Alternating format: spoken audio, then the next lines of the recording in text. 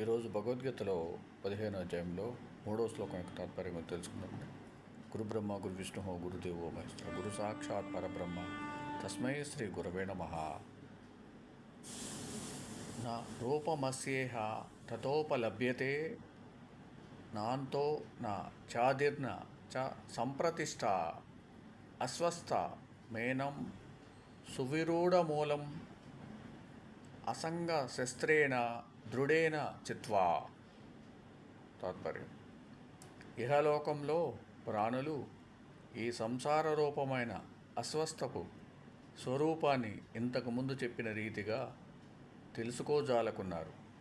దీనికి ఆరంభం లేదు, అనాది. దీనికి అంతం లేదు. దీని స్థితిని కానీ ఇది ఇలా ఉంటుందని కానీ తెలుసుకోలేము. ఇది ప్రామాణ్యం కాదు, ప్రతీతి మాత్రం. బద్ధమూలమైన ఈ సంసార అస్వస్థాన్ని తీవ్ర వైరాగ్యం అనే దృఢ శస్త్రంతో ఛేదించి ఓం సమ సద్గురు సాయినాథ్ మహారాజ్కి జయ. ఓం సమ సద్గురు భరద్వాజ్ మహారాజ్కి జయ. ఓం నమో వాసుదేవాయ నమః.